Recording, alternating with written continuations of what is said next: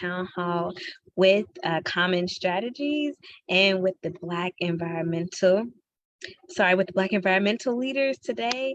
Thank y'all so much. I get tongue tied and it's the end of the day. So thank y'all so much for being here with us today. We're going to have a town hall about environmental justice in the Dayton area. And I'm going to turn it over to David Wilson, who is a part of the Black environmental leaders. Thank you. Thank you so much, Jasmine. And to everybody that is here in this room, in this space, and is tuning in to listen to this conversation, welcome. We are absolutely thrilled to have this conversation with our friends in Dayton, and really excited to see where this conversation goes. As Jasmine mentioned, my name is David Wilson, and I, along with Samia Bray, and in the legacy of Jacqueline Gillen, are co-facilitators of the Black Environmental Leaders Association, which stands as stewards of the natural and built environment through collaboration and partnership to raise awareness and advocate for environmental and economic justice. And we do that through our three pillars, AI squared of advocacy, incubation, and informing. And this series here, the Black Landscapes Matter series, is very much about informing about the issues that are close to our communities all across the state of Ohio. So we have already hosted town hall meetings in Cincinnati, in Columbus, in Cleveland. We are here today in Dayton, but plan on having conversations in other areas across the state as well. So without further ado, I will hand the virtual microphone over to Jasmine to begin our conversation today. Thank you so much, David. And again, welcome to oh my gosh, I'm just so happy to be here and to have this conversation today, because when it comes to what environmental justice means, oftentimes Ohio is left off the table. Oftentimes Black folks in Ohio are left off the table, and many times Black folks in Dayton are left off the table. So again, I just want to uplift and thank the people who are giving us the space to have this conversation today. Again, my name is Jasmine Henderson, and I am the Director of Policy and Social Impact for the Ohio Women's Alliance. My pronouns are she, her, hers, and I am a Dayton native. Just want to throw that out there just because I got to rep Dayton everywhere I go. And so we want to start off real fast because we know we have Miss Shanice Turner-Sloss on here, one of my favorite people. We know that you have to get off, so we just want to jump right into it, and then we're going to round back out and do names, introductions, your pronouns, and also your role in the community. So with Shanice, if you could just say your names, your pronouns, your role within the community, and if you could just give us such a quick history around the current state of Dayton and how we got here, because I know with your work through Neighborhood Over Politics, you have been instrumental in documenting the history of environmental justice in Dayton. Talking and on mute, that's the first lesson you learn when you do Zoom calls, right? And I failed. And nonetheless, it's a pleasure to be here. Thank you for the introduction. My sister, Jasmine, thank you for all the work that you're doing. As mentioned, my name is Shanice Turner-Sloss. I am a candidate for Dayton City Commission. As also mentioned by Jasmine, I am one of the co-founders for Neighborhoods Over Politics. Neighborhoods Over Politics was founded by myself, Jamaica Garrison, and Joelle Thomas-Jones back in 2015, about 2014, 2015, incorporated in 16. We are in fact a nonprofit, a training and advocacy organization. We speak to social justice and making sure that we are advocating for the sustainability of all of our neighborhoods in the city of Dayton. So as Jasmine already alluded to, I just want to spend some time, and please forgive me, it is crunch time. We are dealing with the last 33 days of the November election cycle. And so we are moving and pushing fast, trying to get to the victory line. But nonetheless, it's a pleasure to be here. Thank you for all of the work that you all are doing. I just want to give you all a quick kind of paint the context of what we're dealing with in the city of Dayton. So the city of Dayton, right now, we're at ground zero, truthfully speaking. And the reason why I say that is because we have been just succumbed to a number of events a number of blows in the city of Dayton, not to mention as so many others are experiencing the global pandemic. But at its peak in the 1950s, 60s, the city of Dayton's population was around 250, 260,000. Today, with the 2020 census report, we are looking at 136,000 residents in the city of Dayton. So as you can imagine, we've lost a great deal of the residents in the city of Dayton. That's due to, you know, the white flight, suburban areas. Basically, a number of the residents in the city of Dayton have left our area due to the economic downturn, the manufacturing. We were, in fact, one of the hubs of the manufacturing arena. We lost a great deal of our jobs, you know, back in 2000.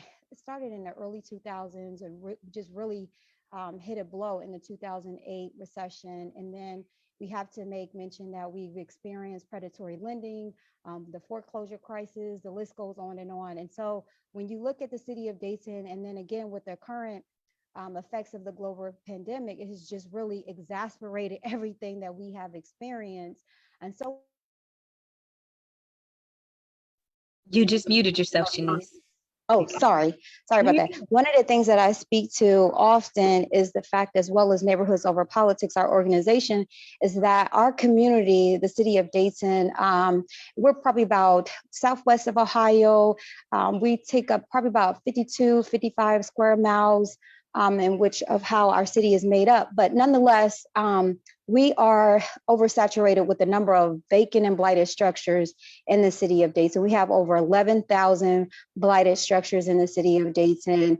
And to me, that is an environmental injustice because what that allows for is a illicit behavior. It is essentially a moral decay that we're experiencing in the city of Dayton. Oftentimes, a number of these blighted structures, they're left to simply just to rot. A number of them have been left empty and vacant for over 2-3 decades. And oftentimes you go through various pockets in the city of Dayton, you will see structures that have been victims of arson that are still standing, so to speak, where we have not taken the necessary precautions to even secure the site with snow fencing or caution tape, or for that matter, made a priority to demolish those sites. So again, when you talk about the number of blighted structures that we have in our community, it entails affect our environment and entails and affect our waterways, and it just really seeps into our environment and the groundwater. And so we are really pushing for an aggressive policy to make sure that we are addressing those ills in our community, that we have not only are we demolishing those structures, but that we are demolishing those structures where in fact that it is equitable and it is fair and it is just, because at the same time, we don't want to displace a number of the residents in the city of Dayton. So the things that we're talking about is, yes, let's make sure that we're right sizing our community, but let's also do it where it is fair and it's equitable, and that we are turning over some of those structures, those 11,000 structures, to make sure that they are rehabitable and that we can really start getting people back into those homes to create that pipeline, that path for home ownership. We all of us know that that's one of the fastest way to building wealth is through what? Home ownership. And so we speak about creating those pipelines to make sure that we have give residents, the opportunity so that they can then in turn become future homeowners in the city of Dayton. So I will digress. Thank you very much for the opportunity. It's always a pleasure to see you, my sister. Everyone take care, and I will look forward to the conversation. I'll be in and out and listening in. Thank you again. Thank you, Celeste. I appreciate the opportunity. No, thank you, because this is why we asked you this question, Shanice. Number one, thank you for making time in the middle of such an important campaign season and just a large possible transitioning moment for Dayton, for making the space to still talk about environmental justice and why it's important. So that's number one. And then number two, don't nothing hit like your history when it comes to this specific topic. So thank you for being here today, and thank you for being yourself and the Black woman subject expert that you are. So thank you so much for that, because we appreciate you. And what I want to do before I touch base with Deja is just emphasize the fact that there are 11,000 blighted structures in a place that has a population of 150,000 people.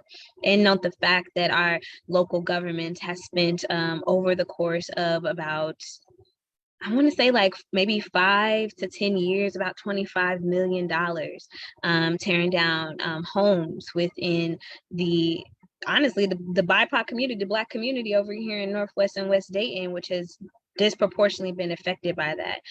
But before we go into why that's important and how that relates to environmental justice, I want to take the time to introduce Deja Dimon. So please tell us about you, about your role, your organization, your titles, and also, you know, your role in the community. Absolutely. Thank you for having me. Jasmine, you turned me up. So it's so exciting to have you as our moderator this evening. Commissioner, I know you're busy, but you know, thoughts and prayers and good vibes and everything to you. And thank you, David and Celeste. Like Jasmine said, I am Deja Demings. My pronouns are she, her, hers. The organization that I'm with is the Dayton Young Black Professionals. I'm actually the executive director, along with being a site coordinator at a community development corporation in Northwest Dayton. What is my role in the community? I'm a nobody just trying to help somebody. And people are like, no, you can't say that. But like, that's literally what it is. I am a organizer. I'm a friend. I am somebody that wants everybody to be their best selves, whatever that looks like for them. Right? Just wanting people to dream without walls. So I'm a hope builder, is what they call it, right? So just to kind of go back over to what Jasmine and Shanice talked about with the 11,000 houses. You guys didn't even talk about how Dayton is split right down the middle to separate Black people from white people, or what do we want to call it? West from East. Those 11,000 houses, most of them are on the West side. So yes, we have oversaturated, messed up house situation, right? But we also have no grocery store. We also have no rec skimmers. We also have horrible schools. The neglect in West Dayton is bigger than anything that we could imagine or anything that we could put into words. At first, I thought it was just, oh, it's just a food issue. Oh, it's just the pollution issue from all these factories that used to be here and all these old landfill chemical plants that used to be here that aren't cleaned up or anything. They're just here right in the middle of the hood. All of this stuff is normal, but when you sit down and look at it, it's such a bigger issue. And that biggest issue, the bigger issue is environmental justice and human rights. And that's what there is a total lack of in Dayton. So I am born and raised in Dayton, but you will hear me say all the time, I am born and raised in West Dayton. I am a West Daytonian that advocates for West Dayton because West Dayton is the place that's left out. West Dayton is the place that doesn't have a hospital. West Dayton doesn't have any accessibility to anything that they need for their basic human needs, which is an environmental justice issue. So yeah, I'll let you ask your questions. You know, that's me in a nutshell. But yeah, thank you for letting Dayton be here. We definitely have a lot to say and here to learn and grow and see what it looks like in other places.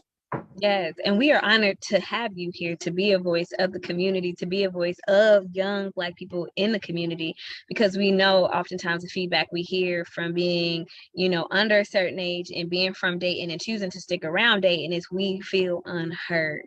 So thank you for being the voice of young Black folks trying to make a difference in this community. And thank you for being here today. And thank you for bringing your passion and your facts, because what you said was very, very, very true, is that environmental justice is a human right.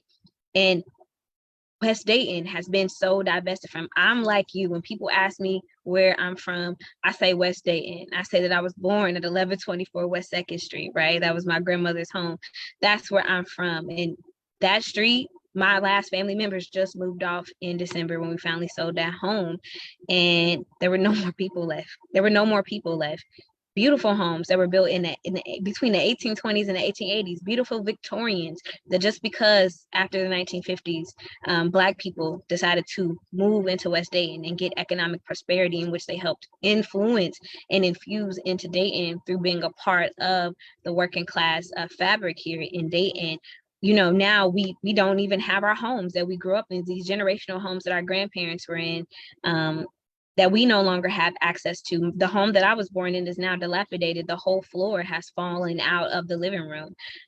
We went back in December and we just took a ladder and we looked in there, and the whole floor in the living room that is my family's entire history and memories has fallen through. So thank you, Deja, for saying that. And it moves me right into really what is our first question other than the history. And that is, are BIPOC people, are Black people being invited to be a part of the solution when it comes to environmental justice? Since we're so disproportionately impacted because there has been so much divestment, because there are higher rates of asthma in West Dayton, because we have the 2 lowest performing school districts, because, when people who have asthma and different other factors, right, different other comorbidities, can't be rushed to the hospital when they go into cardiac arrest because Good Sam is no longer right here. Is this telling us that Black people aren't even being invited to the table? Or is the better question, like, does our city and local government and those in power even believe that environmental justice is an issue that disproportionately affects Black people in Dayton? And I'll pass that to either Shanice or to Deja, or I can talk about it too. So let's just have an open popcorn style conversation with that question.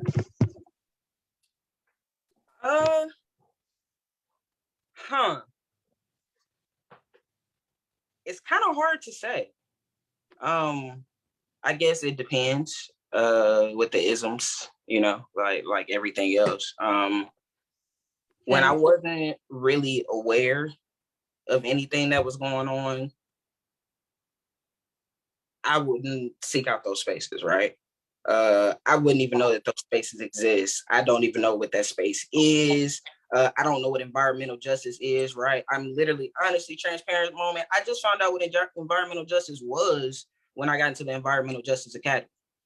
Like, when they reached out, like, they sought me out. So that's another reason why I say it depends. They sought me out like, hey, like, you're doing all of this work that's tied in environmental justice. I'm like, I thought that was social justice. What you mean? Like, I think the most harmful thing about this whole situation is that we don't even know what environmental justice is. They don't even teach us the things that we need to be prepared to fight against.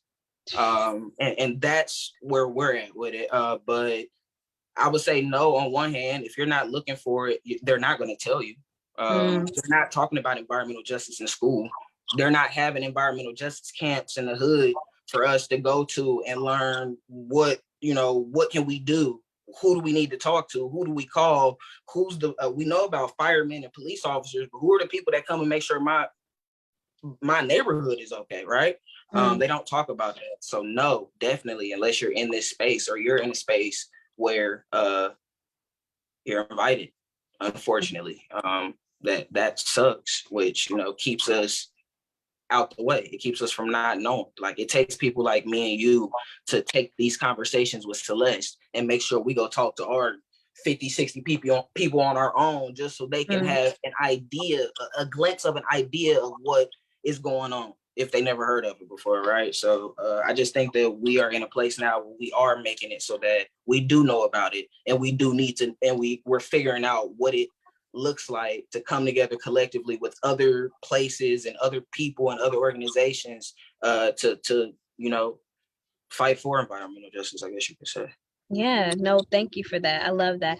I also wanted to say to Miss Samia that you can unmute too. I know that you are not in Dayton, but I do know that based upon our previous conversations, you have such an expertise, particularly around environmental justice and the impact that it has around Black folk. So I know you're not the Dayton specific stuff. Let us do that. And I'm going to ask you a very important state related question toward the end of our programming. But I did want to invite you to the conversation and also give you the ability to introduce yourself, say more about the Black environmental leaders if you wanted to, and just why this is your fight. Because I wanted to make sure you were highlighted too. Oh my goodness. Thank you. You all just, first of all, let me say greetings. with peace and with ease. I try my best to enter a space with those two things. Why do I do that? Because this work, like you said, Deja, this is real work. It's real work. And sometimes we have to remind ourselves, just like people can put venom and hatred and vitriol into the world. I'll tell you guys, and this is, I guess, the best way for me to introduce myself. I serve as co-facilitator, as David said, with David of the Black Environmental Leaders Association. That's on purpose because we are all leaders. And so we co-facilitate the leadership process, and with everybody showing up the way they do, leading what they lead. But something that was placed on my heart, and I think it is appropriate in this space, is that I was feeling a little discouraged, you know? Sometimes this environmental work, this economic work, this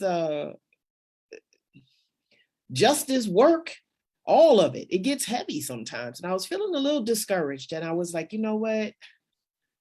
Is it really worth it? And then I remembered my grandmother getting in a small pickup truck with my mother and her 4 other children, my grandmother's 4 other children, and driving from Laurel, Mississippi in the 60s to Cleveland, Ohio. And they ended up in Cleveland, Ohio because they ran out of gas. And that's where they were. And that's where they laid ground. And I thought about if she could hang in there, moving out of the Jim Crow South to come to the North to find a better way, then I think I can hang in here a little bit longer. And so in that meditation, what came to me was peace and ease. Those are the lessons that the elders teach us. When we move through our lives with peace and ease, we move on purpose. And when we move on purpose, there's nothing that can stop us. So yeah, I'm glad to be here, and I look forward to chatting a little bit more later, and appreciate each and every one of you. Oh, thank you. And thank you for introducing peace and ease. Like, listen, actually, that's been my meditation mantra, and let it be easy. So thank you for that. That was an affirmation on my end, ironically. And thank you for what you brought to the table. And I hear you about this work being discouraging, but I'm so glad that you and David continue to show up and continue to give, like Deja said, little old nobody's like us, a platform to be able to make change in our communities. So thank you so much for that. And with that being said, I actually got a little bit to say about the fact that I don't believe, if I'm being very frank and honest, as a person who has been involved in political work, in activism, in advocacy, in organizing, whatever title that you want to give me at this point, for like 13 years now, is Deja, you're right. Environmental justice quite literally means the ways in which the world shows up for you and the ways in which it degrades you, and do you have a choice about it? And the thing that I had to realize by leaving my community after going to college and living in other states like California, was that I had no bodily autonomy within Dayton, within Ohio, when it came down to different things like that. And it made me reassess my family history in a different way. Why is there so much asthma in my family? Why is there so much eczema in my family? If all the homes that we live in have lead paint, well, what happens when our homes, which are literally crumble into dust because there's been no economic investment in Black home structures in Dayton? What does this mean for our lungs? What does this mean for our water when we have lead pipes? Because, you know, when the 60s and 70s came, our families couldn't afford to get PVC piping, or we had landlords that weren't open to giving it to us. And so I'll be very frank, like, I believe that the answer is no. And I believe that it is intentional, that our county and our city governments haven't let us know what happens when divestment and dilapidation comes into our communities. And it really wasn't until meeting Celeste, honestly, and working with Celeste, that she put me on to the environmental factors that made me reassess myself and made me come to such a strong conclusion that I didn't have bodily autonomy, because I didn't have environmental justice, because I didn't have the ability to breathe clean air. I didn't have the ability to go get fresh fruits and vegetables in my community. Like, if you don't have the things that at the molecular or cellular level can't build you up to be great, like, you you truly don't have bodily autonomy. So I just want to take the time to answer that question my dang self, because I thought it was a good one. Number one, and because that's my honest to God answer, with being a member of this community, was I don't believe that we have bodily autonomy, and I believe that that has been intentional, because what other way could justify the type of divestment that is taking place in Dayton? The reason why we don't have grocery stores, the reason why we have such dilapidation in our homes, the reason why the landfill is on our side of town, the reason why when the air blows, it just happens to blow over very poor communities, and also West and Northwest Dayton. Like those things seem very strategic to me, which actually leads me to my next question. Like, outside of housing and different things like that, what are some of the biggest other environmental issues affecting the BIPOC community here in Dayton? Because I do definitely want to get more into the properties and different things that happens with that, but I do want to take the time to talk about some of the other things that I know, like our landfill issue, like the fact that there's a lot of runoff from many of these manufacturing businesses, like the fact that many of our grandparents and parents have worked in these manufacturing businesses and strongholds, and kind of talk about the relation to some of the health issues that we might see in some of our older, our elder Black folks here, who we want to value and keep in our community because they have wisdom. So I'm going to turn it back over to either Shanice or Deja or Samia or anybody who want to talk. On top of that, we have the biggest Air Force base in the United States here, that used to have factories actually on their land as well, that I saw on the EPA website that they just actually had them come back out and check them they check them every 5 years, but they had a chemical plant there that they had just left and they had gotten to the water, but Dayton is right outside of those gates. So there were over 20,000 people that were affected by that water. That's an issue. On top of the air pollution, like I said, it's the Air Force base. Not only asthma, but any type of respiratory thing. Children's in Dayton has one of the most advanced respiratory things for kids. Our kids are suffering from things that were here in the 70s and 80s. One of my mentors, the former Dayton Mayor Ryan McLean, we go on these walks and we had walked past this big empty field. And she was like, yeah, like when we was growing up, it used to be a black cloud, like from here all the way here, every single day. And it's just like, wow, you're literally just talking to me like that's okay. And she was like, I told people about it, but people didn't think it was a big enough issue. And it's like, now nothing can be built on that land right now because the ground is still messed up from what that was. Those are things that they're not telling us. Those are things that we didn't know. What really used to be messed up is it was actually a baseball field right there. That's where the Negro League baseball field was. They told them that they could have it there. They told them that they could have it on top of an old chemical plant, right in the middle of West Side of Dayton. And they were professional, so they don't care about us. I guess it's just that hope that had me give the yes and the no for the first answer, right? Like, yes, this work gets tiring, but no one else is going to do this for us. No one is going to say, hey, I'm standing up for Black people today. I want them, you know what I'm saying? Like, that sounds great, right? But nope, when it comes to putting it in for us, if we not doing it, it's not going to get done. You know what I mean? So it's up to us to be that one yes out of 100 no's. It's up to us to to keep trying. Jesus and the leopard. I don't know if y'all allowed to get into that or whatever, but it was 10 people that Jesus healed and only one said thank you. If one person is able to get through to get ready to bring us through too, like we gotta see what that looks like and make sure that person is trained, right?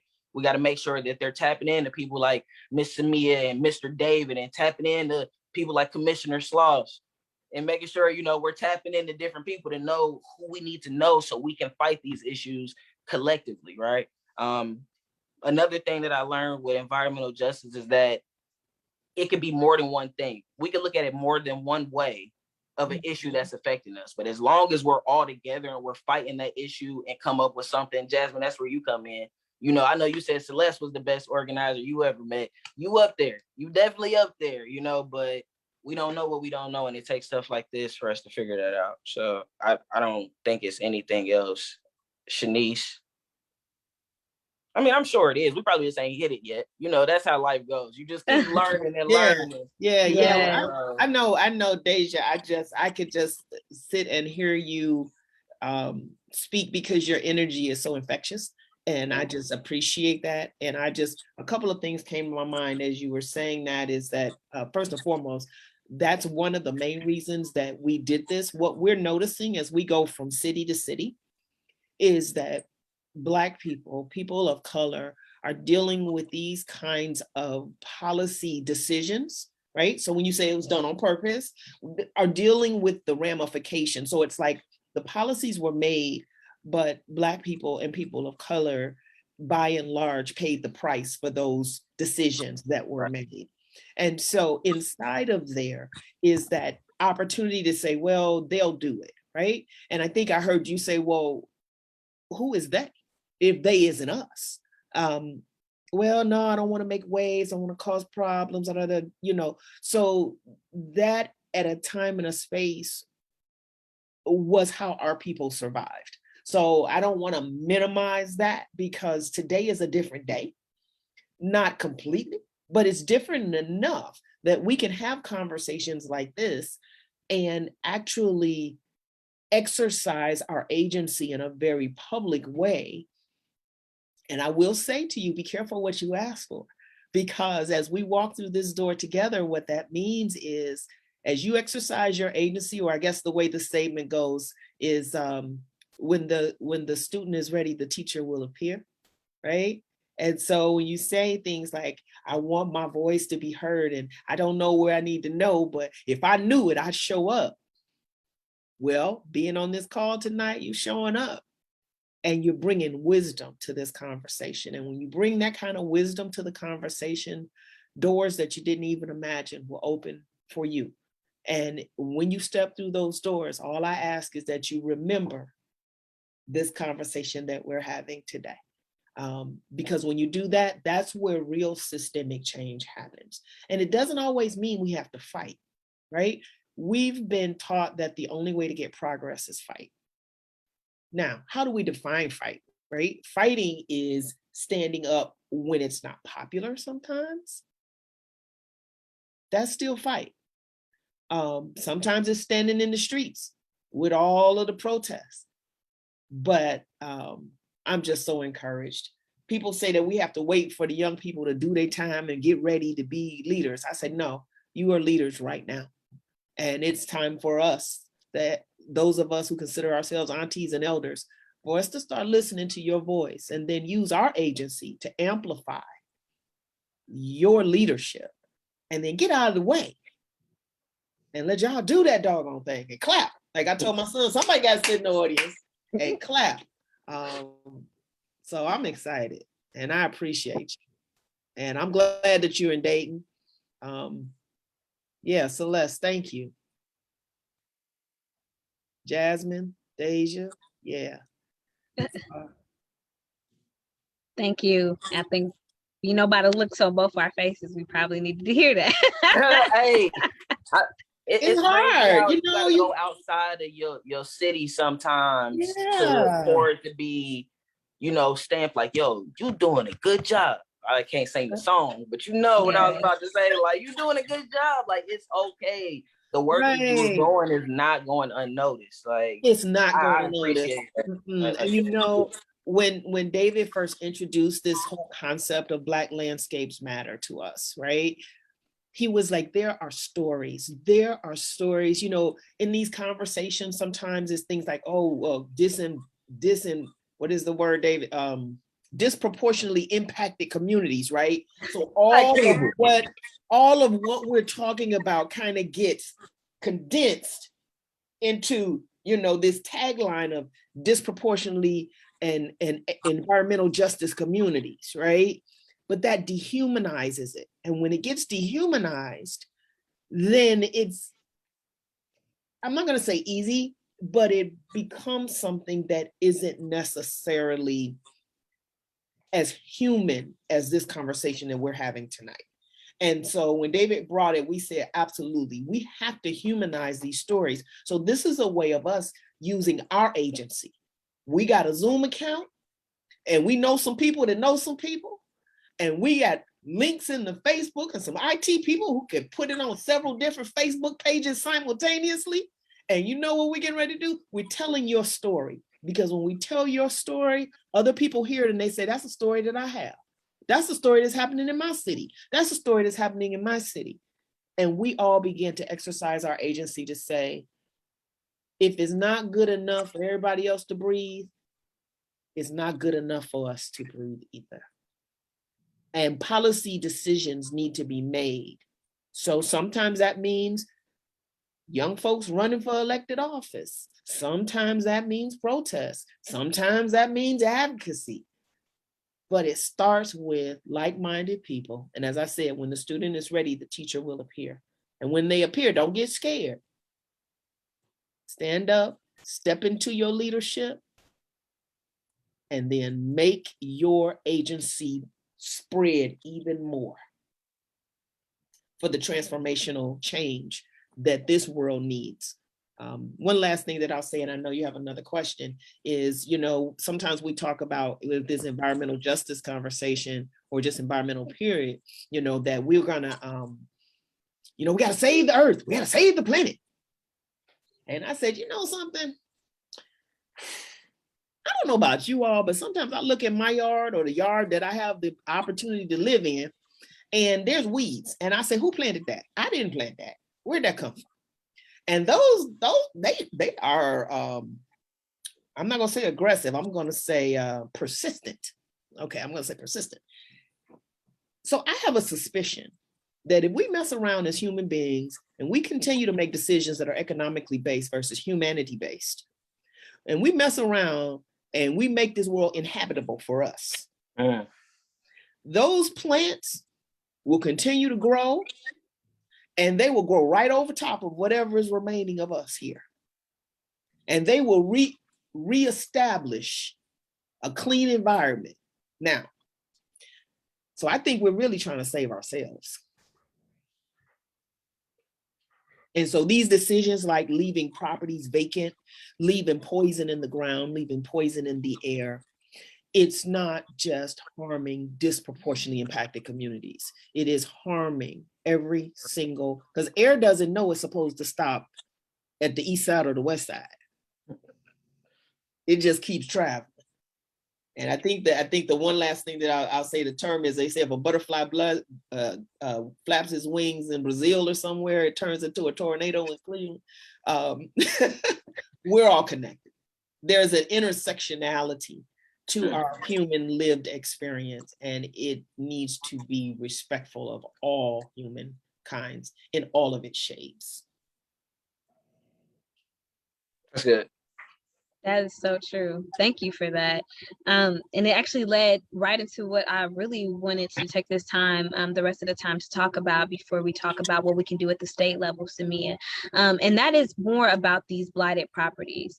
I really want to hit home with that because I know this is something that is, I'm a very practical person. There's quite a bit of Taurus in my chart, so I lend myself to being overly practical and executing my life's purpose in practical ways. So one of the things I know that we should be having and making sure that we're holding elected officials around is accountability around the cleanup, the cleanup of this property. If West Dayton has to live without a certain amount of homes, why there's a housing shortage, why the Black unemployment rate coming out of COVID was like 39.2% in the region, right? So high. Why is it that we then have to deal with dilapidated properties that then turn into blighted structures in which the city, if they're coming in with these dollars, these grants and these dollars that they get from the federal level, why are they not completely cleaning up the areas? And, we can talk more about what they leave behind. And I know we had like a similar conversation 2 weeks ago, and Shanice was like, some of the things they leave behind, the chemicals that are used to destroy it, the homes, we talked about how old our homes are here and how a lot of the chemicals and the different different things to preserve these older homes that we live in are no longer available and on the market today. They've actually been banned by the EPA, but now they're sitting on top of our soil. We also live in a food desert, so this is the same soil that we're trying to get gardens up off the grounds. We're urban gardens, so now we're it's so complicated. But why do you think this happens, and what can we do to change it other than like buying our own trash bags and putting on masks and cleaning up these properties ourselves? How can we hold our city government, who got this grant money to clean it up but didn't do it all the way, how can we hold them more accountable? One thing that I would say that I think is really affecting us. So Dayton has a lot of like rivers and stuff all through here, Stillwater, Wolf Creek, and you know it's all the way around. The like the illegal dumping sites. That's a big deal too. Yes, maybe it might be trash in front of somebody's house. It ends up in the sewer, or it ends up literally in the creeks, in the water. You know, a creek that I used to go throw rocks at when I was little is barely water anymore, which means it keeps the like animals away. Like I know that we're not like out here fishing like cavemen or anything, but the fact that it went from life being here to life going away, what's the difference between that and us? They're just in the water and we're just on top of it. Like there's literally no difference. So that's a really big one, which you said, and still the pollution, you know, not even just the pollution, the airport. I mean, not just the Air Force Base, the airport, the small farming factories that we have around here. We have a lot of farming factories. We have CommEN, we have like chemical factories. We have so many for Dayton not to have any jobs. We sure do got a lot of factories, you know what I mean? Like we got more rivers and railroad tracks than we do houses to buy. Yes, we do. Really, you know what I mean? That's you know problematic. But I would say those would be the biggest issue. Along the biggest issue is that we don't know what environmental justice is as a community, I say. That's not our fault. Like I said earlier, that's definitely not our fault. But if we were a little aware of it, you see what happens when we learn about stuff. Like she said, somebody's watching like, oh yeah, that's exactly what happened to me. You never know when we play these domino pieces, right? To knock the other domino down. But us not knowing what we have to fight, and we're still just swinging like Ricky off, you know, what's the movie? You know, she started laughing, you know, the Boys in the Hood, you know, we swinging like Ricky and we don't even know what we swinging for. That's how it is every day being Black. And what does it look like for us to be proactive versus reactive, right? How do we have environmental justice conversations with kids without saying like, hey, this is environmental justice. You're about to save the planet. It's like, no, hey, you see that out there? This is what that does. This is how it affects you. This is what it does to where you live. You remember how it used to always see the sun and rainbows and stuff over here, and now you barely see the sun at all because it's the overcrowding. Like it's so many different parts, you know, that we can break it down and try to tell our people. So I'm just grateful to be in this space, to be able to lift as I climb and have these conversations with other people. About what that looks like and what we can do, or what bothers you. You know, what we might think we might be missing like 6 or 7 things. You know, I'm pretty sure we are. I'm pretty sure that's what I'm saying. Like that's why you said, is that it? I'm like, there's no way that we can know because we don't know everything, right? Always a student to the game forever, right? Yeah. So having this conversation, so you know, we can see what other people think. What's environmental justice issues in your area? It might be different in Westwood than it is in Inglewood. You know what I mean? What does that look like for you? So yeah, that's very true. I appreciate that because there have to be different issues. For one, the part of West Dayton that I live in sits on top of a hill, so all the pollution and all the particularly when it deals with the flooding that tends to happen in the spring and in the fall with the flash flooding, also that happens with the thunderstorms. I know all of our runoff in my particular part of West Dayton comes down to the people who sit in the lower part. And so I know those are people who are dealing with black mold and different infrastructure issues that led to it. And then they're building, because I know we had a large mold issue that Shanice basically helped break the story, if I'm being honest with you, about an apartment complex that was so overrun with mold that literally community leaders had to step in to get the attention before the city could act. And that was aggressively heartbreaking to me, if I'm being very honest with you. What apartment you talking about? I cannot remember the exact apartment Was it building. Linda Vista. Yes, there Yeah. you go. Yep. There you go. I was just watching it happen live on Facebook, and I was like, why is this not on the news? Why am I having to go and find this information when it's around the corner from me? And why is the news not there highlighting this issue? And why did they show up, after community leaders had to do it? And then they're right beside a blighted property that has so much litter, that has so much runoff, and has portions of the structures, that used to be somebody's home, that used to keep families safe, and now it's further polluting our environment. And like you said, I'm not a chemist. Like, I tried for 2 years to be a biochemist at UD. I straight switched to education sociology because I couldn't do it. But I'm saying is that we just have so many issues that are unheard of. And like you said, Deja, we're swinging. It's not just we're swinging with the blindfold and in the dark after there's no sun. Like, that's what it feels like to kind of deal with the environmental issues here in Dayton. It's just like to be blind, to have on a blindfold, for it to have been dark for 435 days. And that's what we're swinging up against, because they're so cumulative that we don't even know where to begin, in conjunction with education. And so when it comes down to the blighted properties, my thing is, with like our city officials and things like that, if you got $25 million to clean it up, can you just get done doing the job? And what's the mechanism that we can hold you accountable to be able to do this, and the transparency in which we need you to be able to do it in? Because at the end of the day, the federal government paid you $25 million to complete a job. And in the community's eyes, you have not completed the job. So that for me is a very good issue that I think needs to be addressed, and there needs to be an accountability measure that we have to put in place. And it's almost like us grassroots organizers on the ground, such as myself, such as Shanice, such as Deja, we've had to figure out ways to be able to tackle it. Like, Deja stay with the people, making sure everybody's okay, performing direct service. I stay in the state house, realizing what's going on with advocacy, trying to get momentum to come back to Dayton. Shanice is literally trying to change the face of the government to make it more equitable, right? And so this leads me to our last question of the evening, which is going to you, Samia, and that's, what can we do at the state level to and what can the state do to make sure that environmental justice not only comes back to places like Dayton, but make sure that BIPOC people are centralized and taken care of? What can the state do to make sure that environmental justice is actually equitable for like the first time ever in this state? Well, yeah, thank you. I mean, I am just blown away.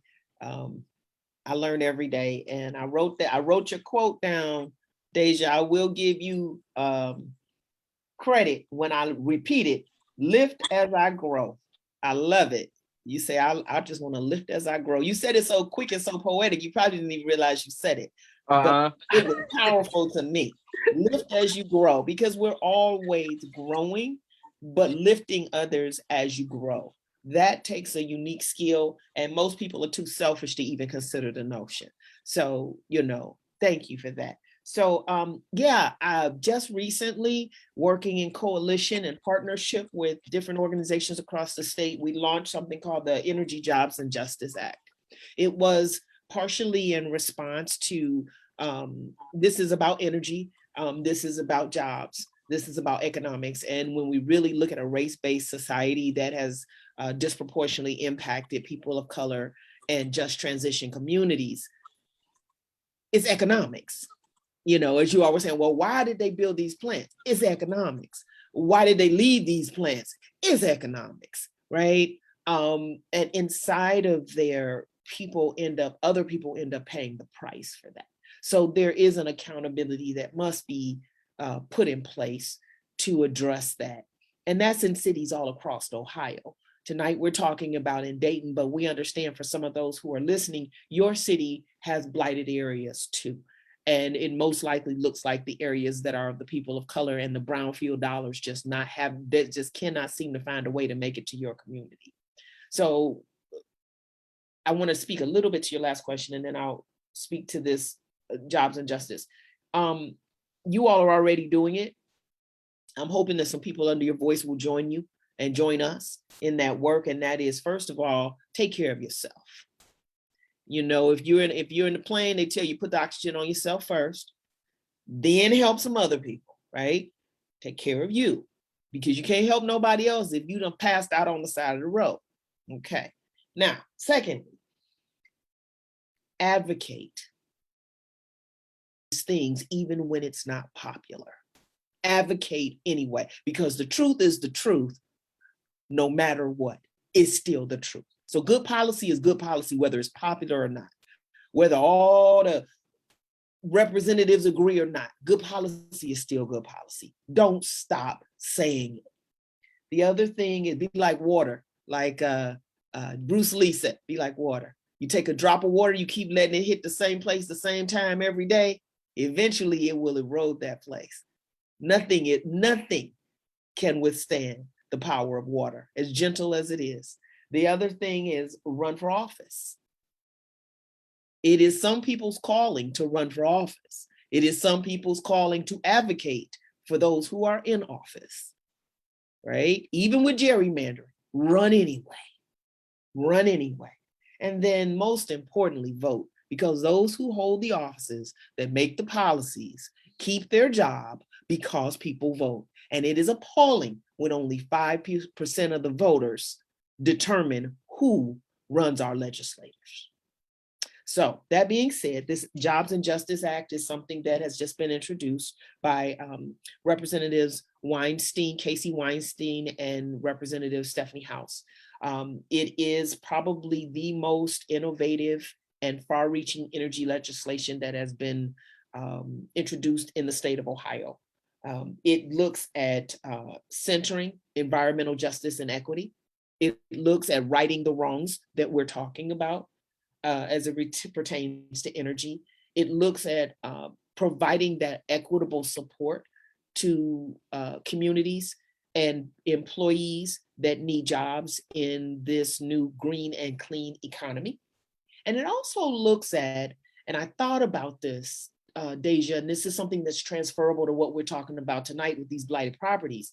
It looked at just transition of communities where there may be, because this is energy focused, where there may be a coal plant was, right? And the coal plant, if it closes down, that community now was built around that plant. All the businesses that were built around that plant leaves, now that community is decimated.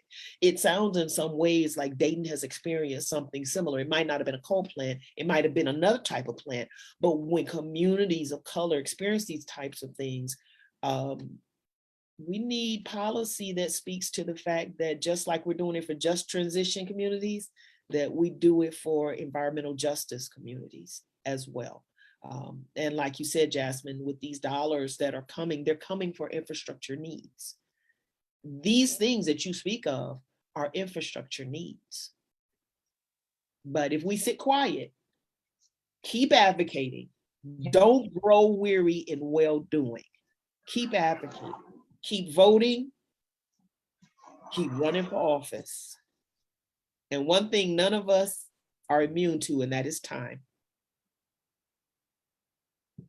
Thank you, Ms. Samir. I'm sorry to interject. Please forgive me, but please, thank you. You're absolutely correct. I know you don't need any validation from me, but you're spot on in the sense that, especially right now, many of our communities have been afforded the opportunity, unfortunately, due to the current circumstances of the global pandemic, but many of our urban communities are awarded federal dollars. The city of Dayton itself was awarded $138 million. And to your point, we have this infrastructure bill that's on the table. Those are additional dollars that are coming into our communities. And so if we're not intentional about giving voice to the issues, advocating for what's important in our communities, as well as supporting and running for office ourselves so that we can, in fact, make sure that we are pushing those bold progressive policies forward so that we can address the ills in our community as it relates to environmental injustice and social injustice, or so many other injustices that we are experiencing in our urban communities. So thank you very much. Sometimes I just want to listen. It's good to listen and hear everyone else's you know, to hear their plight, to hear their story, and to hear their testimony. And I really appreciate the conversation. Thanks for holding it down, Deja. Thank you very much, Jasmine. David, thank you again. I appreciate the work you all are doing. Thank you. Thank you. We can hear that you probably outside doing something right now because you're in the middle of representing us, honestly, and making sure that our needs that we're talking about on this call can make it into government structures and government institutions so we can have formidable change. So thank you for being here. And oh my gosh, like it's 6:57, y'all. Like we're almost at the end. And I guess for me, just, you know, closing out, I just want to hold space and say thank you for this community that we have built here virtually together, coming together from different parts of the state. And after a long day worth of work, all of us work for the people in some capacity and manner. That often leads to long days and sometimes long nights. So thank you for coming together and for us holding space with Black landscapes, I can't even talk right now, landscapes matter in Dayton, and letting us know that we are important and that we deserve what we deserve, which is the ability to live a life in which our environment will not poison us, kill us, and overtake us, as Samia has woefully pointed out. I'm just so thankful to be the moderator of this particular panel and the soulful conversation that we had, where I know people will be empowered enough to know that this is our fight. This is our fight. The fight to stay alive is quite literally our fight. And no matter what we have to do, we deserve at least not to be quiet.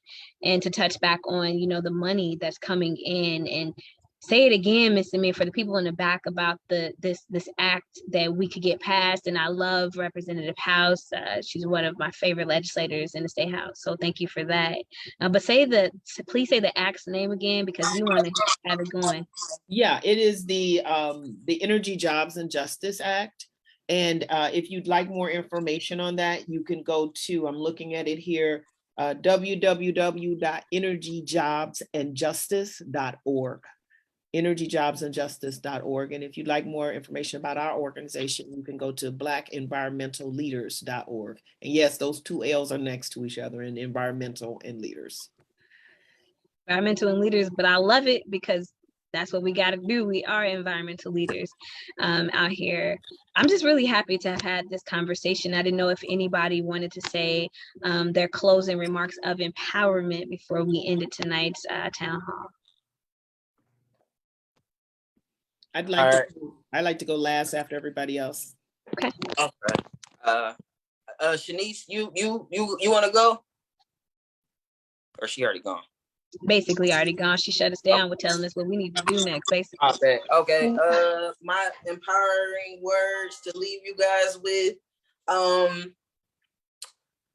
One of my mentors say all the time, we are the ones that we've been waiting for, which is very important. And I feel that more and more every day, even on the days that I don't feel like it, right? And if not us, then who? And if not now, then when?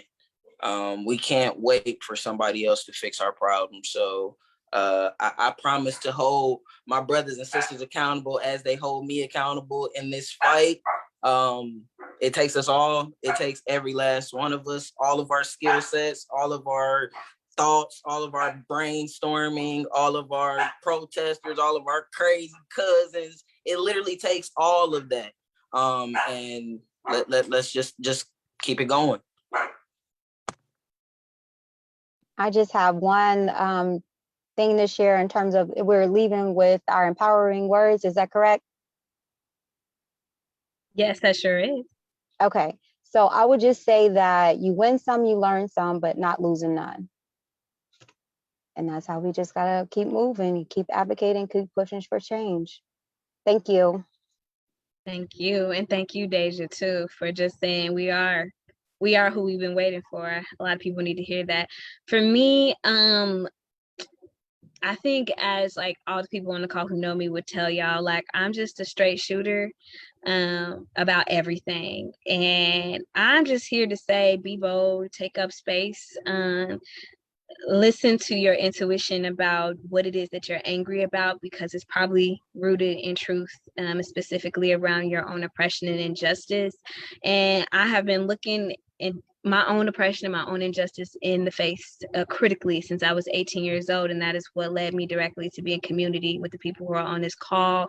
But I'm inviting it and letting it be easy into my life. That is literally being my affirmation, because the fight to your own liberation should also be one full of joy, because every day you should be taking a more clear step toward liberation, even if it's an internal, right? So I just wanted to say that that is my goal for empowerment: is be bold, be loud, don't let nobody stop for your truth. A lot of people will make you feel like you're wrong. It's truly because they don't agree, and they don't have to agree into your life force in the ways in which you choose to execute it. That's up to you, but let it be easy and enjoy the process and the fight for your own liberation. And I will turn it back over to Miss Me. David, did you have any words for us? First and foremost, I am just blown away by the conversation. I am honored to be in this space with you, Jasmine, Deja, Shanice. This is, to Samia's earlier point, this is exactly the types of conversations we were hoping to have through this series, for this to be a safe space to come together. So really two phrases come to mind, and they're both from the African tradition. The first being, when spiders unite, they can tie down a lion. When we unite together as brothers, sisters in this fight, we can accomplish great things. And that was a phrase that we started with, actually, with the conversation in Lincoln Heights in Cincinnati. And that's a shout out to you, Durance, over there in the Heights movement as well. The other phrase, which is one of my personal favorites, is the principle of Ubuntu, which is I am because we are. It is a concept of oneness and interconnectedness that brings us into this space. So I will leave you with those two and hand it over to Samia. Thank you for this conversation. It has been inspirational, enlightening, and we look forward to continuing this discussion going forward. Absolutely. So I don't know who had a pup in the background, but my pup heard your pup, so he now feels like he needs to be a part of the conversation too. She's actually for free. I want to give her away to a Black environmental leader. So who's ready? She got to go. Well, we're gonna hope for her to have a home just a little bit longer. I guess what I just want to say, I am so inspired. I am so energized tonight. Thank you all. Wow. My inspiration is to stop living your lives by accident and live it on purpose. That is what I strive to inspire in others, and I strive to live that every day. And with that, I will close and say that I leave you today with peace and with ease. And Celeste, I pass it back to you.